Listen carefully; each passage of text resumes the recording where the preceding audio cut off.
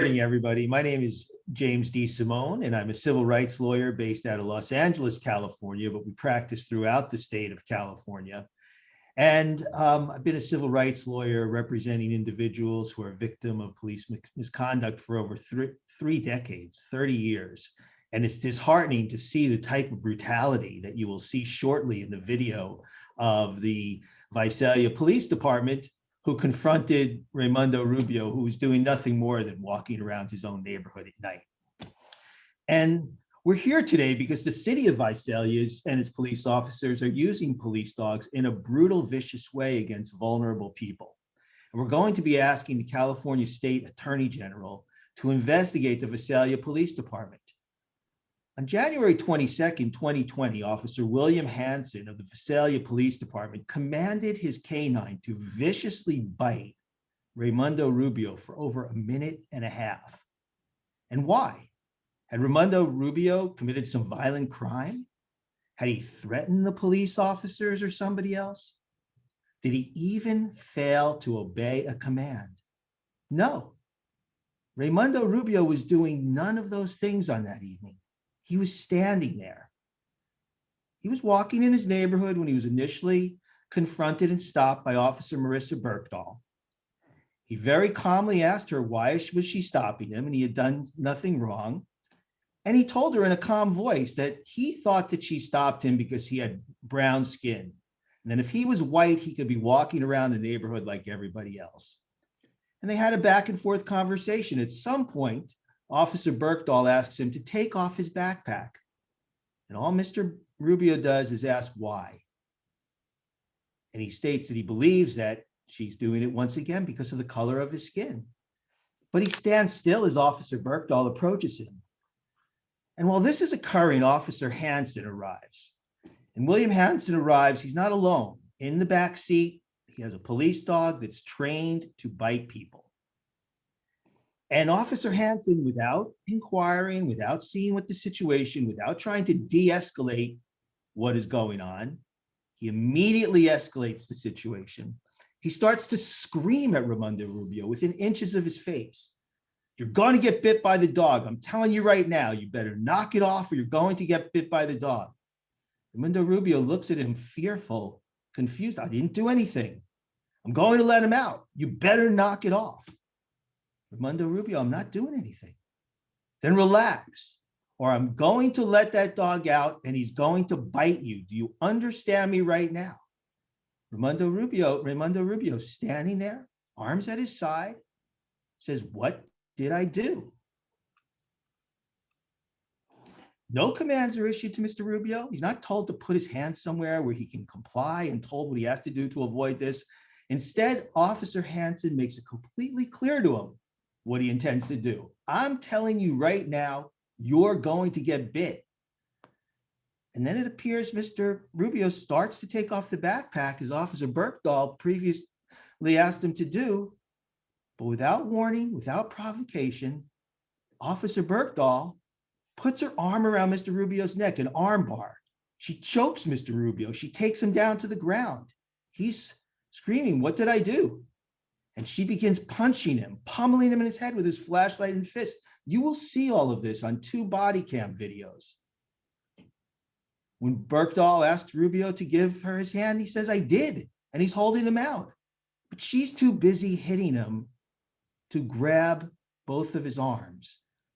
And as this is unfolding, Officer Hanson, instead of assisting in handcuffing Rubio, because he's given himself up, he gets out his canine, who is trained to bite people.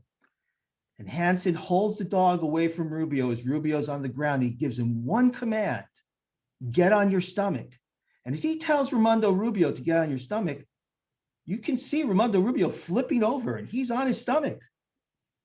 And then Officer Hanson repeatedly orders his dog in Dutch to bite Rubio. And bite him he does. He tears into his flesh for well over a minute and a half as Raymon Rubio screams in agony. I mean, the use of police dogs in this manner is just absolutely barbaric. Raymon Rubio is completely confused throughout this attack. He asks, what did I do? In fact, as Officer Hansen screaming at him to justify to Rubio why he viciously allowed his dog to attack like this, in a moment of candor says, "You didn't do anything." And that's true. He just stood there. And when a supervising officer arrived after the dog is taken off and after Mr. Rubio is handcuffed, Officer Berkdahl and Officer Hansen, sworn police officers, sworn to tell the truth, blatantly lie. First, Hansen said he observed Mr. Rubio getting froggy on Officer Berkdahl. What does froggy even mean? Officer Berkdahl claimed to give him plenty of commands, but you don't hear any commands. Threats are not commands. Officer Hansen said the same. I gave him a chance. I gave him commands. Again, Rubio is just told, knock it off, relax, as he's standing there with his hands on his side. What's he supposed to do? Berkdahl then says, well, Mr. Rubio backed away from her. All right, if a person takes a step or two back, that doesn't justify getting mauled by a police dog, but that's not true either. You'll see on the video that Mr. Rubio remains standing in the same place the entire time until Berkdahl takes him down. Officer Hansen then says, well, Rubio took a swing at them, but that's not in the video either. It never happened. It never happened. Raymondo Rubio was scared of these officers and doing everything he could do to comply. Yes, at one point he puts his arms on his head as he's getting pummeled in the head, and you'll see the gash in his head by Officer Berkdahl. But then when they say, give me your hands, he puts his hands out so she could grab them. I mean, these two police officers could have easily handcuffed the compliant Raymondo Rubio if they had given him proper commands and time to comply. That's good police work. There was absolutely no reason to repeatedly batter his head and to torture him by commanding a police dog to bite him.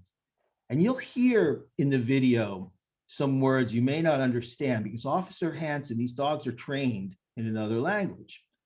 And Officer Hansen gives the command 8 times. Stellen, stellen.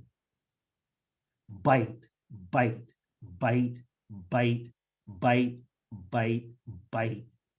As Mr. Rubio is laying face down on the ground in a helpless position, this officer is ordering a dog to viciously bite his back when there's no reason whatsoever to do it. And what is the response by the city of Visalia and its police department? Well, it's business as usual over there. The videos you're going to be watching are from police body cams. They show there was no justification for using the police dog to tear into Rubio's flesh.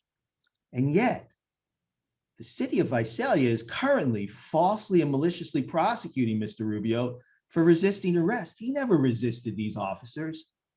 They never gave him a chance to comply or to resist. Now, we know that under the Fourth Amendment to the United States Constitution, for force to be used, it has to be reasonable and necessary. The use of force by these police officers was not reasonable, and it surely was not necessary.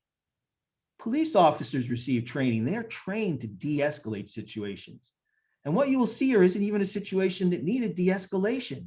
There was no violence. There was no threats. There was no attempt to flee. In fact, there wasn't even a crime committed. Instead, you have an intellectually disabled man, someone who has been receiving SSI for his disability since he was a child, who is confused as to what the police are telling him to do when he's told to knock it off when he's just standing there and to relax.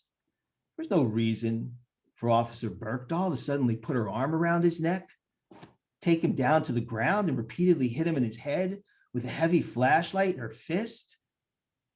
That is an escalation of violence. And despite that brutal attack, all you'll see and hear is Raymondo Rubio saying, I'm sorry, ma'am, doing his best to comply. Instead of good police work and handcuffing Mr. Rubio without injury, Officer Hansen is cruel. He is sadistic as he orders his canine to bite into Mr. Rubio's lower back again and again over 90 seconds. The video is very disturbing. It's disturbing to me. I think you'll agree that it's disturbing to you. It's disturbing to anyone who wants to live where we have a professional police force that is protecting all of us and is protecting and serving. So we are providing this evidence to the California Attorney General today, and we will supply it to the United States Department of Justice as well. And we are asking for an independent investigations of the Visalia Police Department, its uses of force, and its uses of canine to bite people. We've become aware of at least one other incident in which the Visalia Police Department used a police dog to viciously attack a mentally ill individual who was bitten on his face. And we believe there's a pattern here. And we demand that the city of Visalia itself investigate these officers. They should discipline them and they should probably fire them. Send a message. Excessive force won't be tolerated. And lying about it results in the greatest punishment. They lied as far as what they said Mr. Rubio did to justify their sadistic and cruel use of that police dog and hitting him in the head. We need police officers we could trust, not someone who's going to lie on an innocent civilian who's walking around. Serving and protecting people in Visalia means treating them with respect and dignity to ensure that the most vulnerable people in all of our communities, including Visalia, are not preyed upon by thug police officers. And when you viciously attack someone, when you gave you no reason to do so, let's call it what it is. These are thugs with a badge. Raymon Rubio's life will never be the same. He suffers debilitating headaches and back pain, but the emotion, his mental state, is what is really impacting him. You will hear his mother, Helen Salinas' statement today. He's a different person. Where before he enjoyed going outside, riding his bicycle, taking walks, playing with his nephews, laughing, smiling, joking with his family. He is now paranoid. He suffers crippling anxiety. He rarely leaves his room. He's severely depressed. He's fearful that the police will attack him again. In fact, since this incident, Raymond was assaulted in his own backyard by a neighbor who we believe has police connections. And what did the Visalia Police Department do? They arrested Raymon Rubio. I think as many of you know, this is not the first time that the Visalia Police Department has issues. There is a pattern of misconduct within that department. We filed a federal civil rights lawsuit today so that we as civil prosecutors can uncover why the Visalia Police Department is encouraging, tolerating, and condoning such wanton and brutal excessive force by its officers. And we are determined to get justice for Raymon Rubio and look forward to our day in court to do just that. Thank you very much. If anybody has any questions, we will be here. Ryan Hall is an associate attorney who we've been working with in our office for the past 6 years. She's also bilingual, so if anybody has questions, any of the press, Spanish-speaking press has questions in Spanish that they'd like to ask her. Unfortunately, Helen Salinas is taken a little ill right now. She's not feeling too well. So Ms. Hall is going to read her written statement that she wrote on behalf of her son to you now. Thank you.